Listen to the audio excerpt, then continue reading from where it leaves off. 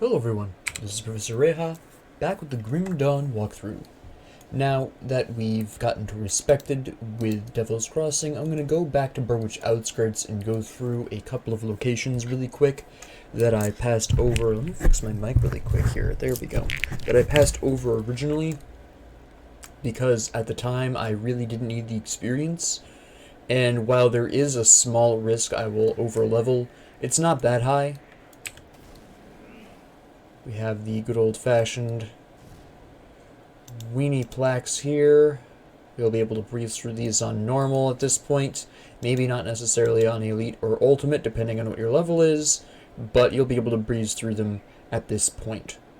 Same thing with these guys, to the point where it's barely even worth fighting them, honestly. You're not going to get any experience or drops from these. Get out of my way. My goodness. So we'll just go on ahead and waltz through, just to do that really quick so it's not quite so bothersome. This is just going to be an example of how weak this stuff is typically going to be. You can see it's level 20. While my one-handed mace is also like only level 24, you can see how much less damage that was doing. Actually, I need to pick that up to sell it. What am I doing? You can get out of here. Not even going to bother opening up the chest. It's not going to be worth it. But in here, I believe it's the Depraved Sanctuary, or the Depraved Sanctum. I'm not 100% sure. It's the Sanctuary. Okay. This is actually, you can see where they actually scale decently high. This is specifically for bounty reasons. There are some bounties you will get where you have to go through here. For Devil's Crossing, Homestead, either the Order of Death's Vigil or the Brotherhood, depending on which you choose. I'll talk about that later. It's not important now. Generally speaking, though, it is much more difficult to get through this area if you don't have Chaos Resistance. I have 10% with 20% Vitality Resistance, which is another big damage type here, but considering the fact that I have so much tankiness already, this is generally going to be fine. If you are really not as defensive a character combination as I have here, if you're, say, Inquisitor, well, not even Inquisitor necessarily, if you're, say, Shaman, no, Shaman's a bad example too.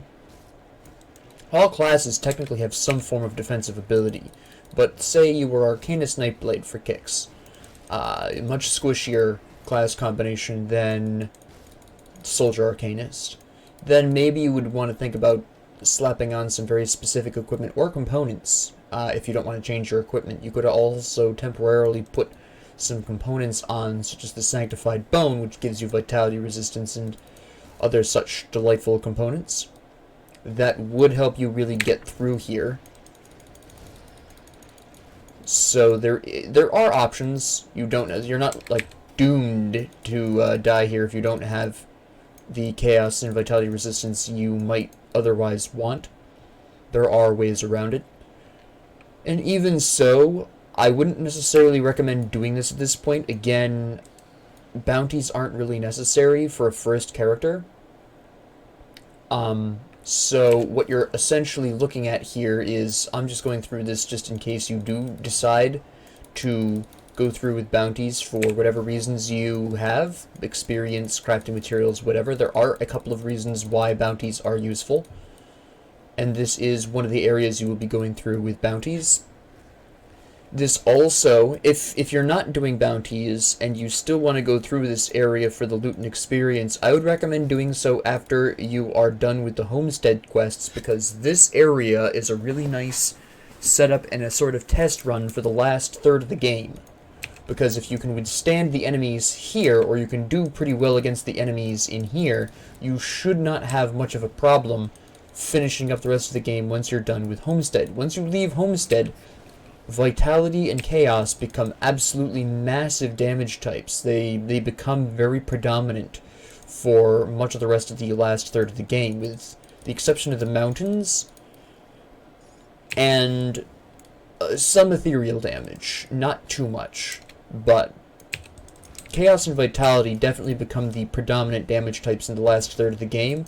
So if you're unsure of how you would fare against those damage types, or you're unsure of how you would fare against some of the tougher enemies that you'll be seeing in the last third of the game, this is really where you're going to cut your teeth for the, to see if you're going to do okay in the future. If not, you may want to take a little bit of time to either purchase some equipment or put on those components that I was talking about, the Sanctified Bone and a couple of other things that might help you better survive. But this is really where you're going to test yourself out. Why the phone is ringing, I don't know. Hold on one second.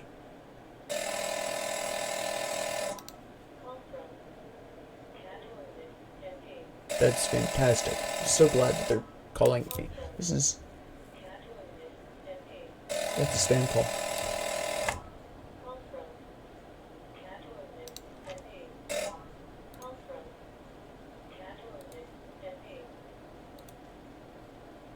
Alright, now that the phone call is over, or the phone ringing is over, we're still not really looking to necessarily switch off of the elemental resistance. Again, we are going to be fighting the Arkovian Undead, so we don't need this chest armor right now. The bleeding and vitality... The vitality is nice, the bleeding isn't so necessary right now.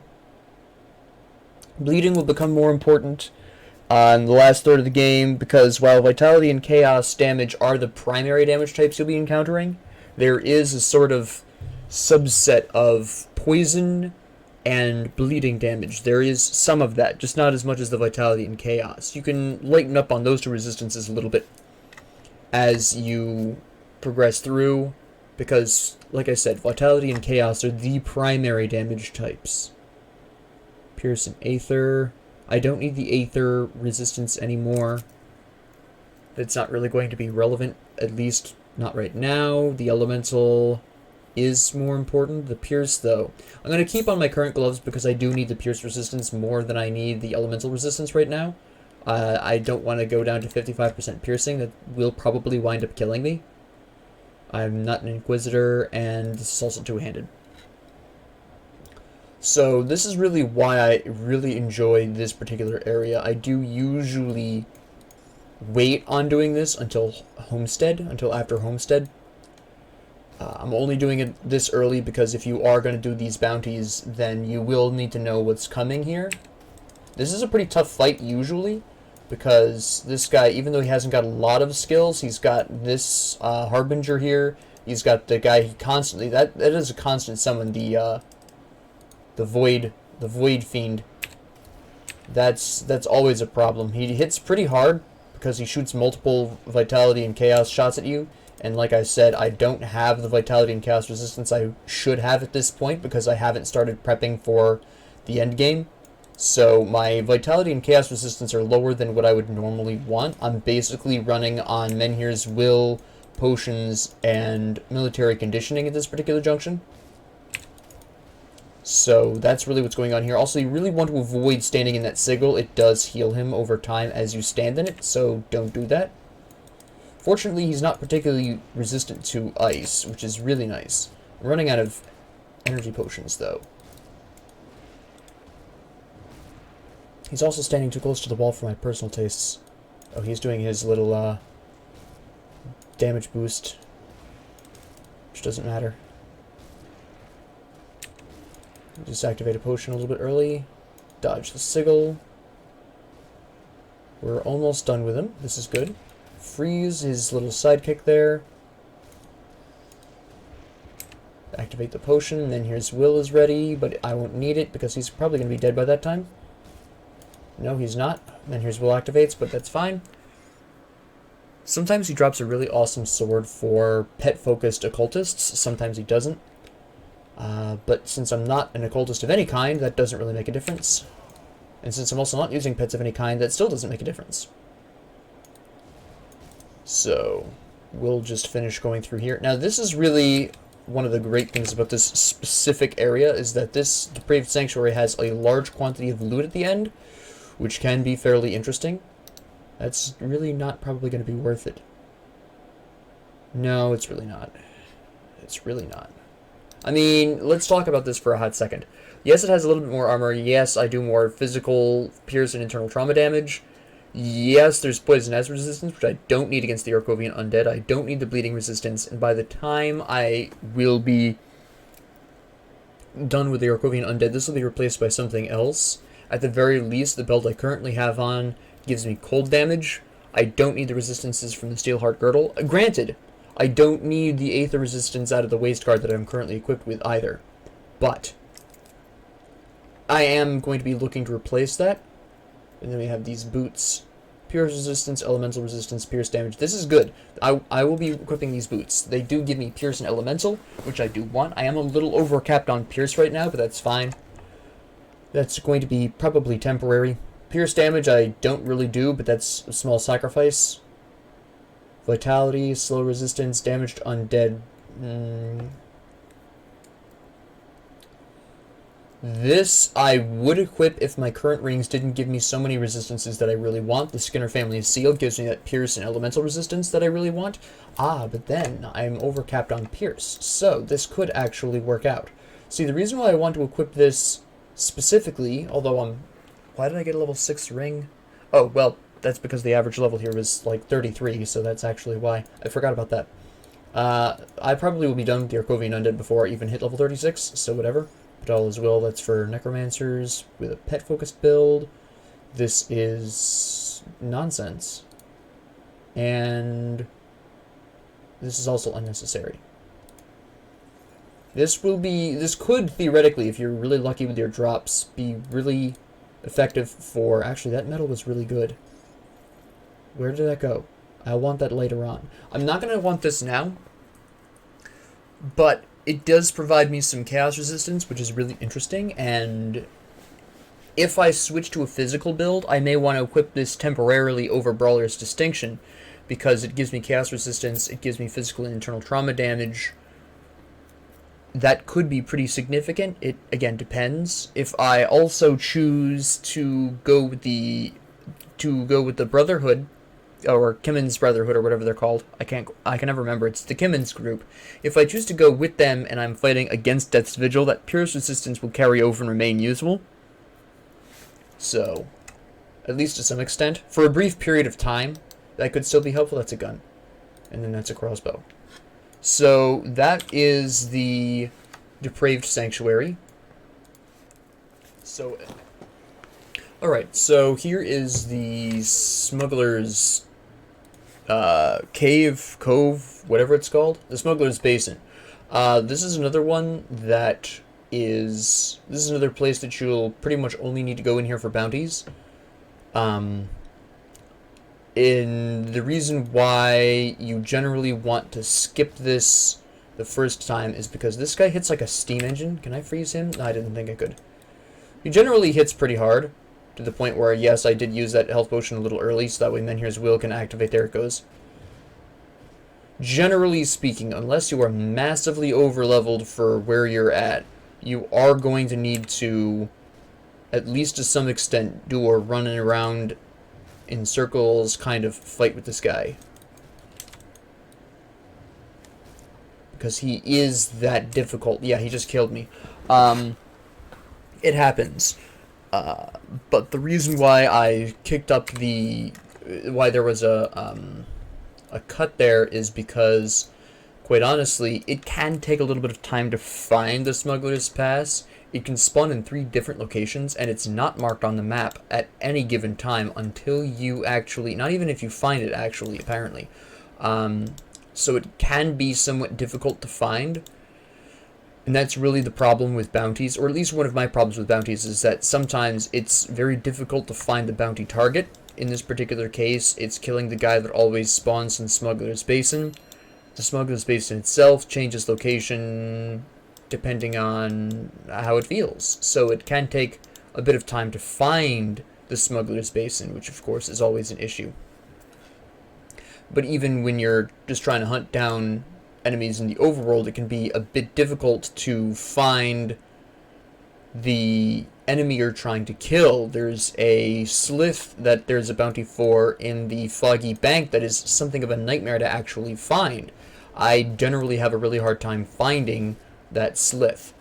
Also, when he killed me earlier, that is an example of massive amounts of damage killing you before Menhir's Will can activate, because Menhir's Will, I believe, was ready to go. I might not have been paying enough attention, but I believe Menhir's Will was activatable, and he just did so much damage to me in a single blow that I died before Menhir's Will could activate. So that is something you do want to keep in mind if you are running this build. I haven't gotten this in a very long time. Now, this used to be green, actually. If I remember correctly, way back in the day. This used to be a rare metal, not a epic one. But overall, I don't do the kind of damage this does. I prefer Brawler's Distinction's resistances right now against non-moving. So we are going to keep the Brawler's Distinction. It doesn't give me enough, unlike the metal that gives me the Chaos resistance that I would potentially be wanting. That might be useful later. That I would probably use for the end game, at least temporarily, and then re-equip Brawler's Distinction after the end game when I go on to Malmoth. That's the one. That's the place. I would actually not necessarily be wanting Gutworm's Seal because it doesn't give me enough to replace that. The other metal at least increased, if I go physical damage by that time. Keep in mind. So with that being said, now that we've done all of that, we're going to go back to the Twin Falls Rift. We've gone through those two areas that you're going to really be doing bounties. We've talked about some of the problems with bounties, at least completing bounties. So now we head back and we start fighting more lunatics again. And this is a fight we've obviously already had, but that's fine. Now we are going to wander off and go through this area, which again, this is the Arkovian Undead. You're going to see a lot of piercing, you're going to see a lot of elemental, and you're going to see a lot of vitality specifically. And that is perfectly okay if you're prepared for it. So we have mostly prepared for it. I could do with some more vitality damage. My elemental resistances are okay. Finally, we get to level 31. We can put more points in Cadence, which we're going to do right now for those moments when we're fighting somebody who is resistant to cold. And then we just blast through here. We'll get rid of this bee really quick. Now keep in mind that we're looking at enemies roughly around 30, so I'm 31, so right now I'm pushing the upper limits of where I would want to be for this point. I'll probably hit 32 before I even go underground. I'm just going to rescue these people because I can. I don't really care about 300 iron bits. Doesn't make a difference. Get rid of these people. And we're going to go into that secret area. Yes, we probably don't need the experience, but quite honestly, there's no other reason why you would need to go over here, so we're just going to go in here now. A Frost Revenant, of course. There we go. And then we're just going to bop you really quick. There's Warlock. They're the ones that are going to do the vitality damage you really need to watch out for. We're just going to shell him from a distance because my vitality damage is a little weaker than I would like it to be. There we go. And then we're just going to beat this Frost Revenant to death with Cadence.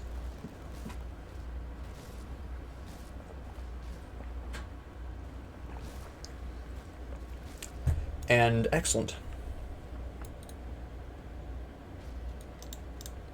So this area can be a bit tough if you're really unprepared for large quantities of undead. If you have a hard time facing the enemies outside of this area, if you're a new player, I would recommend cleaning out the ruins first. See how you do. If you have a hard time, don't come in here.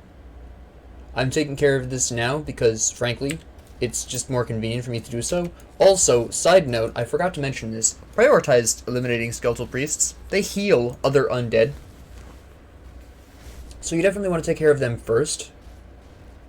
I'm out of energy potions. I should probably go back and buy some, but I'll wait until I actually go back for whatever unrelated reason. I'll just fight him with Cadence so I can restore my energy slowly over time. There we go. That's fine. I thought for a second, I was like, did I remember to put my last constellation point in? Sometimes I forget to put in my constellation points. Sometimes I just forget multiple constellation points. I've been known to do so. Storm Revenant, that's not too bad. I do cold damage, so he's not really going to be that big of a problem. Just take care of this issue. There we go. We'll just wait for them all to come up. Freeze. There we go. Man Here's Will activates. I have enough for Alexras again. Take care of this Flame Revenant. I'm running basically on fumes right now with the lack of energy, which is still fine. Man Here's Will and my military conditioning will keep me alive just fine. I didn't even notice there was a Skeletal Priest right here. You need to go before you heal the other guy. There we go. There's another Skeletal Priest over there. We'll freeze these people. Take care of you really quick. There we go. That's going to be really the big problem, and the one downside of me using or relying on Cadence as my single target damage is that a lot of skeletons carry around shields, which means they'll block a certain amount of your regular attacks. It can be a problem. So keep that in mind if you're going with like Fire Strike, Savagery, Cadence, anything that replaces your regular attack. You are going to have a bit of a harder time against the skeletons than you would against any other group thus far. After all, the Ethereals only have the zombie soldiers that have shields, but you've got various kinds of revenants. You've got the skeletal priests, all of whom have shields. The skeletons carry more shields than I think most other enemies in the game, other than Kimmon's Chosen. And some of the enemies, the zealots, or the, I can't remember what the group is called off the top of my head, but the end game of Forgotten Gods, there's a lot of enemies that carry shields there as well. Or, no, I wouldn't say a lot, that's a bit of a stretch, but there's a decent amount. But the undead are definitely the big offenders for shield use. So do keep that in mind if you are going with an what I call an auto attack build, which does rely on, you know, Savagery, Cadence, like this one, for single target damage, Fire Strike. Those kinds of abilities will have a bit of a harder time, or builds focus around those. I am fortunate enough to have, well, I've built towards durability, so it's less of a problem for me overall. Actually, that's a priest back there. I can't hit you. There we go. Oh, you were below me. That's why I couldn't hit you. Okay. But yeah, I've built towards durability, so I can afford to try to cadence these guys. You can see he's not really punching through my defenses at all. Even when he hits me with something actually dangerous, I heal it back up. It's not that big of a problem. Now, I was hoping for a specific totem here. There is... Okay, this requires a little bit of backstory. But essentially speaking, Grim Dawn updated a couple months ago with a pretty big update that opened up a lot of new areas. And this is one of the areas it opened up. Now, in these new areas that it opened up, the potential for a very unusual new totem to appear has been caused, and it's a kind of a violet, dark bluish kind of color, and it spawns very unique enemies that I've only ever seen come out of this totem. I feel like these totems are somehow significant, but I don't know how. Nobody really has talked about them. Everyone's kind of assumed, oh yeah, these are just a new kind of totem, but these totems only spawn in these newly unlocked areas that they added with the most recent major update. So the assumption that they mean nothing, I find odd. I don't know if people have been talking about them elsewhere or whatever, but I personally believe that these totems mean something specific, and I'm just not sure what. I haven't found anything in particular, but if anybody knows anything about those totems, please let me know. I would love to know. I think there is something going down there that I don't need that helmet. I'm not going to go all the way back for that helmet right now either. That is a whole trip. I'll get that on my way back. But yeah, I've seen these specific totems, and I feel like there's more to that story than meets the ear. So if anybody knows anything more about those totems than I do, please comment down below. I would love to hear from you. I really have this strong feeling that there's something going on very specific with these totems that we just don't know. And I would love to know what it is. This seems like one of those kinds of things that we discover the truth behind years later, and I really would like to know it now. Because I'm impatient and I have a thirst for knowledge. So, yeah, if you know something, please hit me up. I would absolutely love to know what the story is here. If anybody's tried anything specific, if anybody's looked into this at all. I've tried looking into it, but I can't find that much, other than a couple of people asking some rather vague questions.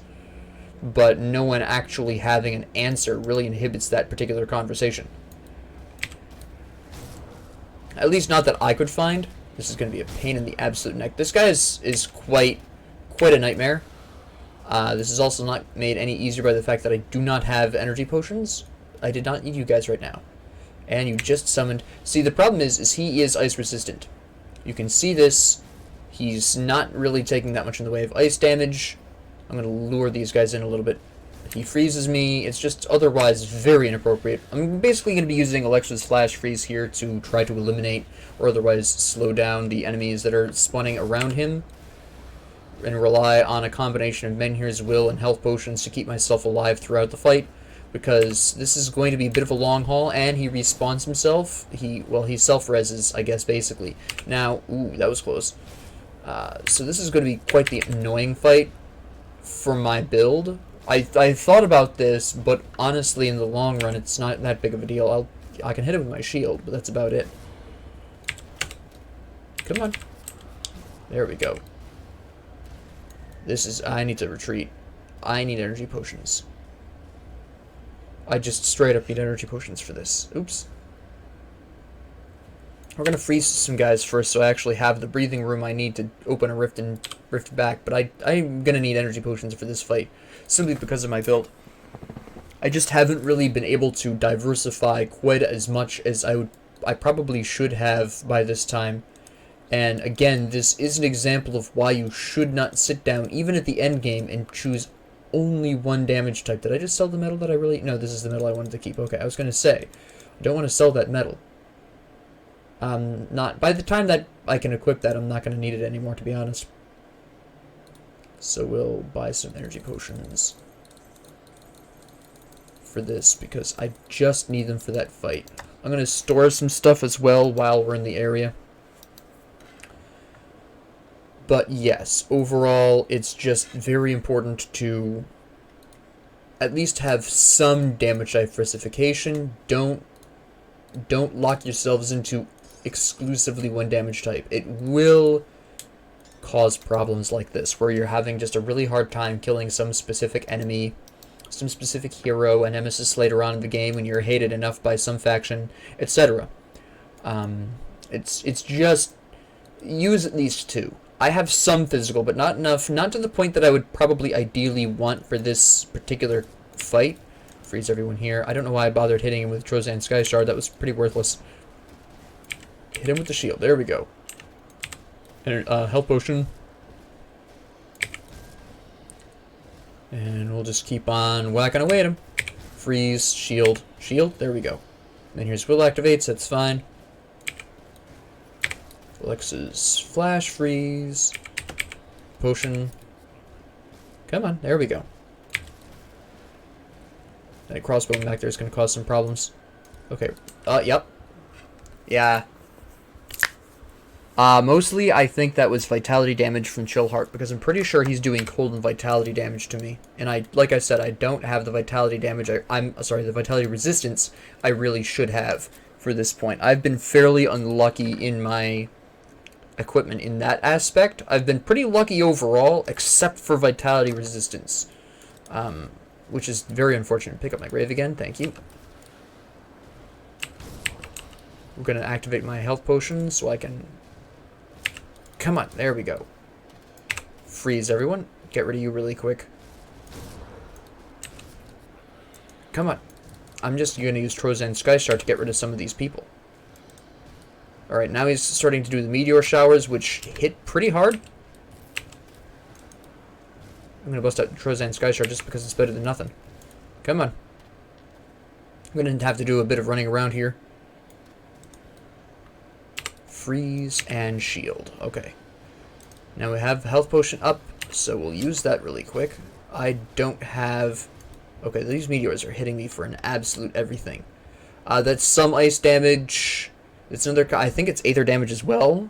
Voice crack. Alright, so we'll... He's got piercing damage as well, which that's fine. I have really good piercing resistance. You'll see when he was doing that, I had almost no damage taken from that. That's perfectly alright. Yeah, see, he just did his...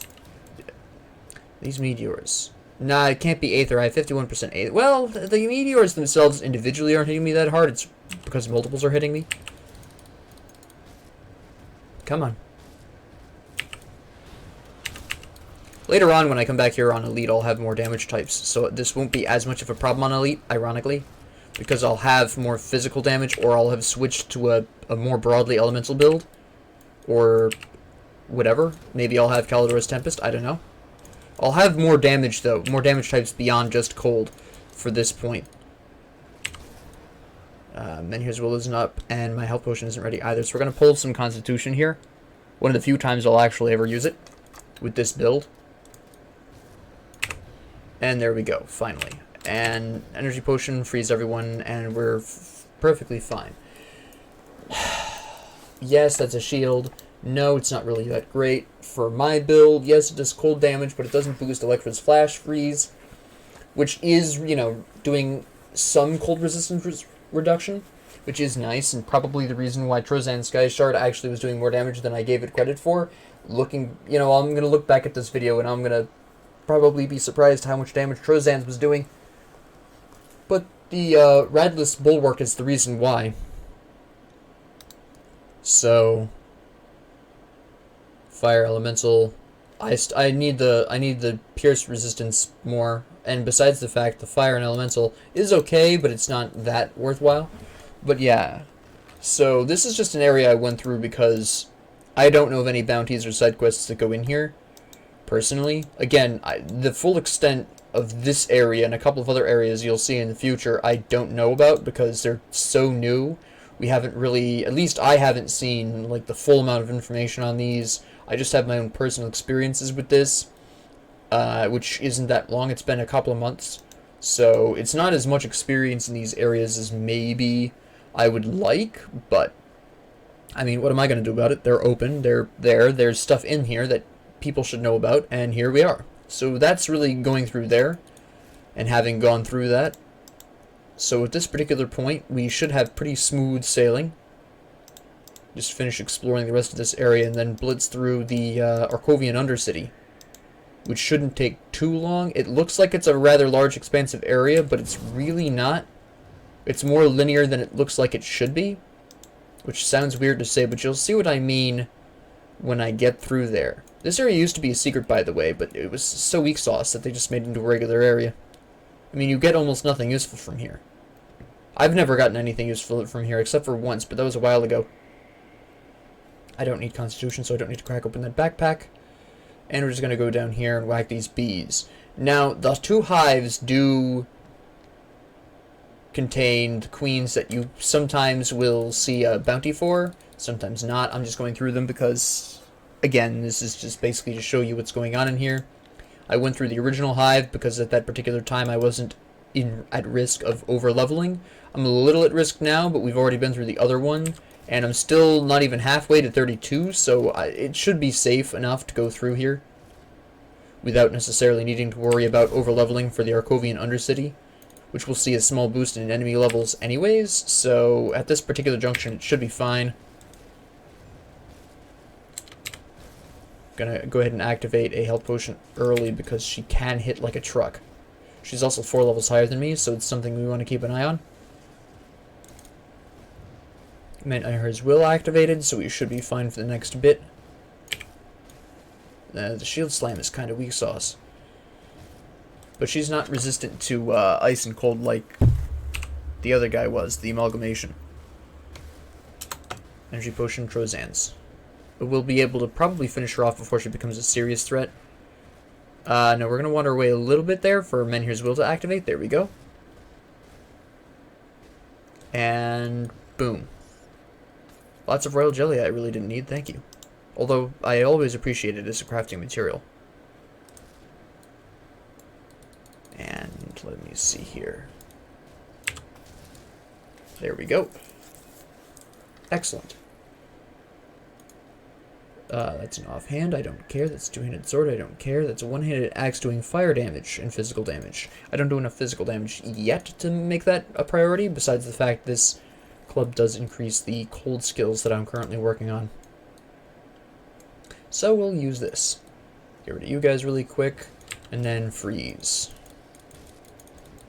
Very nice, very nice. Alexa's flash freeze is so amazing.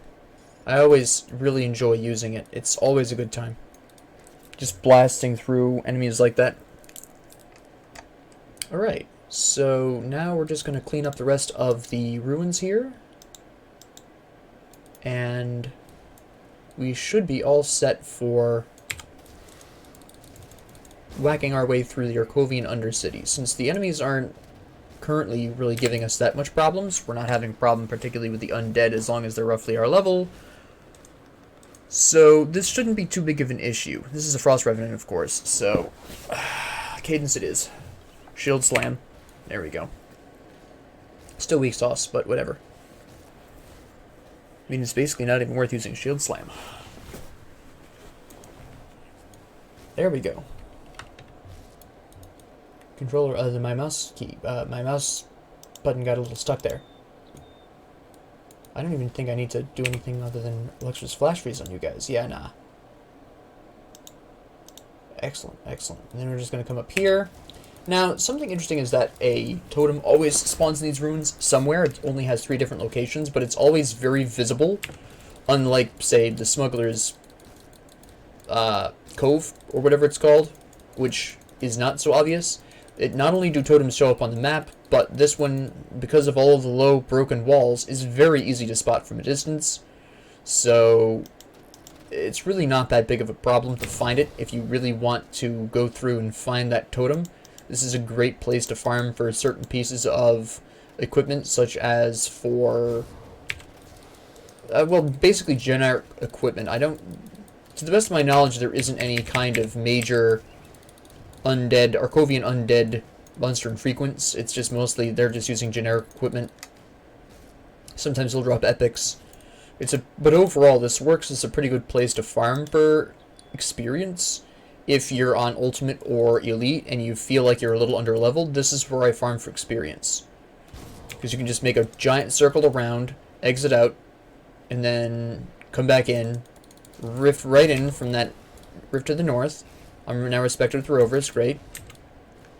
And just tear through the area for large quantities of experience, and it really works out great. This is generally where, if I'm on Elite or Ultimate, and I'm feeling underleveled for some future point in the game, this is where I stop to do my grinding, if I don't have somewhere better unlocked by that particular point. At least my experience grinding. Say I start a character on Ultimate. I start a character on Ultimate rather than normal, and I'm feeling a little underleveled for wherever I'm at in the game. I come back here and I whack skeletons. There are 2 reasons I prefer this location over a lot of other locations for grinding, because some experienced players will kind of be wondering. A couple probably share my opinion on this as being one of the better places to grind, but there are two main benefits of grinding here. First off, a lot of the enemies are going to take their time coming out of the ground like this, which means you get 1 or 2 free hits. If you have a skill that does AoE damage, this means you can get quite a large amount of damage off on a group of enemies before they're even ready to attack you. Now, for some classes, for some masteries I suppose it should be called, this is a little bit more significant than others. For example, running Demolitionist with Blackwater Cocktail. Blackwater Cocktail is absolutely fantastic at eliminating undead before they're finished coming up out of the ground. It's amazing. Calidor's Tempest from the Arcanist, also fantastic. Force Wave, if you have it, great. You can do a whole lot of damage to a group of enemies before they're even ready to defend themselves, which gives you a huge leg up on Ultimate if you're on that difficulty. So that's one of the primary reasons. Second, of course, is that there's a guaranteed totem in this area. It's just a matter of where it is. So that is another huge, sizable benefit to farming here, is that you're always going to have a totem that you can use. I'm standing in Aether, and my Aether resistance isn't quite what I want it to be, so we'll put a stop to that. There we go. I'm going to die, yeah. I cornered myself there, and again, there was the problem of there was 4 skeletal gargantuans there, which means at least one of them had the option to root me, and probably that's what happened at the end, which means I couldn't get away from any kind of area damage that they were doing. So that's really something you got to watch out for. I just happened to be very unlucky in terms of what enemies spawned out of that totem. It's fine. Like I said, I'm kind of pushing a little bit the upper limits of what my level should be for this point, so I can afford the death. It's not that big of a deal. I've been able to afford the deaths ever since hitting 31, to be completely honest. So it's not that big of a deal, but that is a prime example of the kind of thing that will get you killed almost regardless of how you prepare. And this is the big threat on hardcore, and why you should really be careful of totems on hardcore. This is a worst case scenario in hardcore, honestly. The only reason I didn't run away immediately is because it isn't hardcore and I can afford the deaths, so it wasn't that big of a deal. But without having picked up my grave, I can't really afford a second death, so we're going to play this one a little bit safer at this point. Get rid of you really quick. Energy potion. We're actually going to go around the back way, I think. And, oh, wait, no, you're coming out here. I can freeze these guys. I can take care of you really quick. There we go.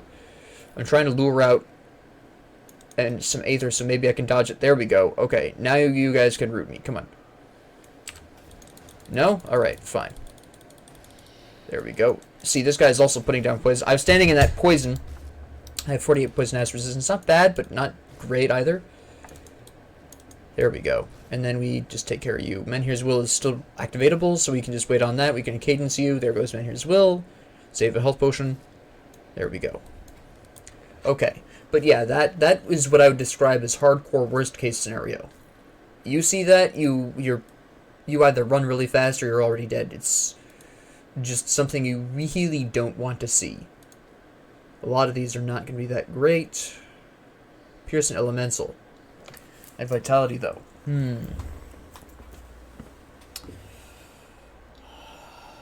Okay, ultimately, I'm going to equip these pants. Because I do want the... Yeah... I'm overcapped on Pierce. I'm going to hold these pants. I don't need them now, but if I find something that gives me more elemental resistance, I'll probably put those pants on over the ones that I currently have. I just don't need to overcap on my Pierce. I'm probably overcapped on it now, yeah, 6%, which isn't that bad. I don't do Aether damage, so that doesn't matter. It also doesn't give me any resistances.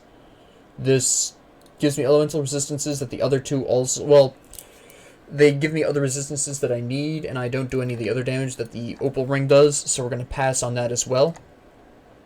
You're noticing, as I grow levels, I am slowly changing my equipment out less and less often.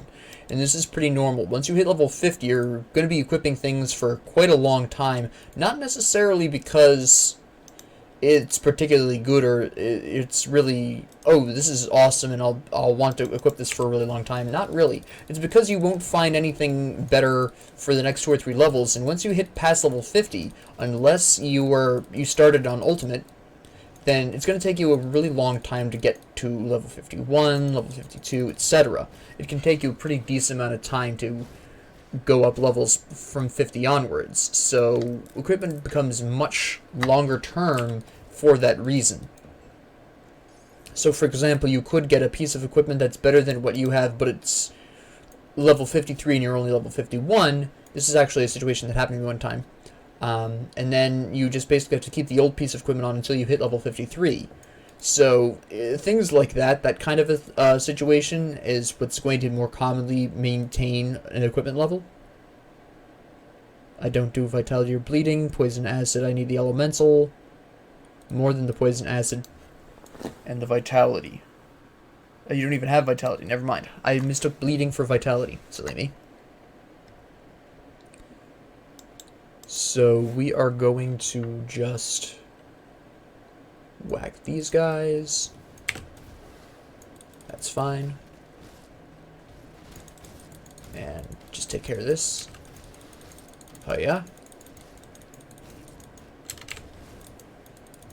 And you're flame... So you're not going to be that difficult to take care of. Okay. Except you block Cadence sometimes, but that's fine. There we go. That wasn't the ability I wanted to use. I accidentally hit the wrong button. I don't know how I managed that, considering my Trozan Sky Shard is on my right click and my Alexa's Flash Freeze is on my 8 key, but that's the insanity of me. Boom. There we go. And you're just gonna... no, you're not, because you're a stupid Storm Revenant. Okay. Another Storm Revenant. That's fine. We're gonna save up the energy and freeze. We'll go ahead and use the energy potion. Hit them with some Trozans. Start up on this guy. There's a archer priest back there. Take care of him with Sky Shard. There's another priest over there. Can we take care of him with Sky Shard? No. Freeze him? No, he for some reason wasn't frozen by that. Alright. Guys in front of him were, but he wasn't. Figure that one out. Probably a range thing. He's probably just barely out of range. Let me get another voice crack in there real quick. Everyone loves voice cracks. Is that worth it? No. Cold damage is nice, but it doesn't give me any kind of resistances or shield damage or even boost any of the skills I need. At the very least, even though it does more cold damage and probably has better blocking stats. Actually, it doesn't. Never mind. So we definitely don't want that. Definite downgrade from what we're looking at currently.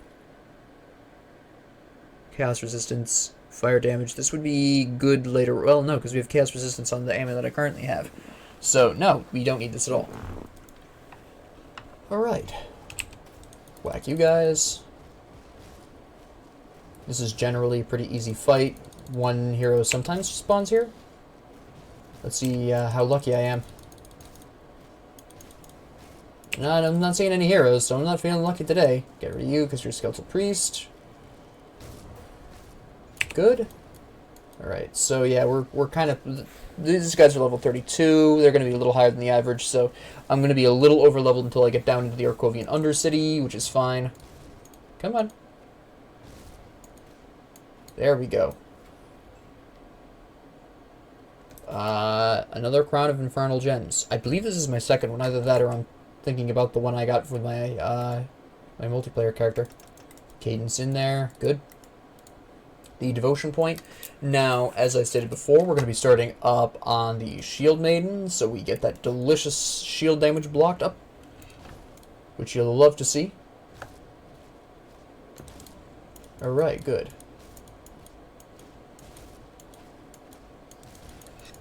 Excellent.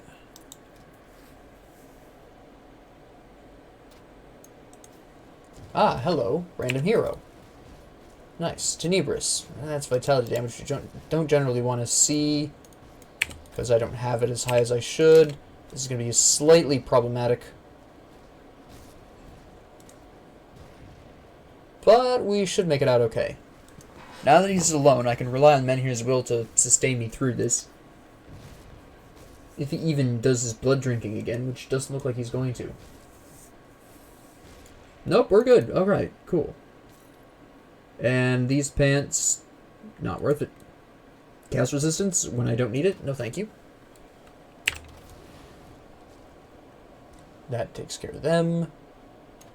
And yeah, there's usually people who spawn here. Freeze you all. Trozan Sky Shard. Turtle Shell is rank 8. Excellent. Energy potion here. Now, I'll probably be stopping the episode before I actually go to the Arkovian Undercity, because I'm realizing now I'm pushing out an hour, and I've been really bad about keeping the episodes within an hour, so we won't go down there quite yet. I'll show you the path I usually take to get down there faster, though. If you're looking to just go through the area quickly, it can matter. It's one of the places where you can... It's another one of the places where you can really take a shortcut if you really want to. So I'll just go ahead, wipe out all the enemies up here. We can talk about the build a little bit more. So, at this particular point, the Arkovian Undercity, we've proven conceptually that, for the most part, there's not going to be any problem going through the Arkovian Undercity, with the exception of the totem with the 4 skeletal gargantuans, which we've already talked about before as to why that's a problem. With the exception of that, we've really not had a problem killing off the Arkovian undead, so we know that. based on how the Depraved Sanctuary went, it's pretty safe to say that even as I stand now, I'm in pretty good shape to enter the end game, at least normal difficulty, which is really nice to see. So on those particular, and by the time I get to the end game, I will have better chaos resistance and vitality resistance anyways, because I theoretically, in an ideal world, I will have found something at least halfway decent that will provide me with the chaos and vitality resistance that I really need. With that being said, though, ultimately, I'm going to be looking at increasing my durability a little bit more with shield training. I'm going to be looking at increasing the cold damage skills some more. I'll be looking at boosting up cadence for the physical damage and seeing how far along I can get with those. So that is really where we're going to be taking that overall. I probably didn't need to use an energy potion there, to be honest. That was probably a waste. So with that being said, with the next episode, I'll be taking the shortest path, at least in my opinion, the shortest path through these ruins so you can get to the Arkovian Undercity a little faster, which some people may want to do if they're trying to just blitz through a difficulty or whatever. And yeah, I'll be finishing Cadence pretty soon, which is really great. And then I'll start working on shield training, again, to really help my durability. Pass over Discord at least this particular time, for now.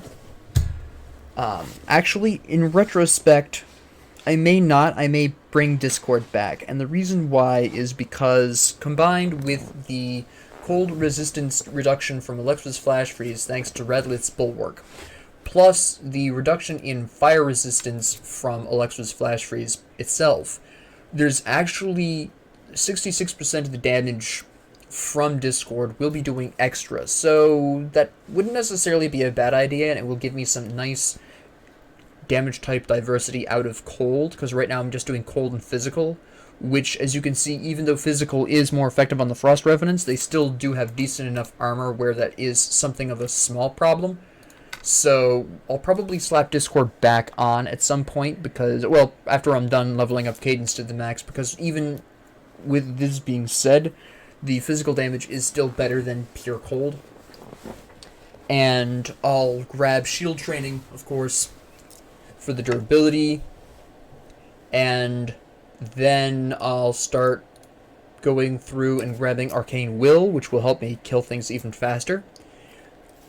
Again, just reiterate, it's a guaranteed activation below 75%, which is really nice.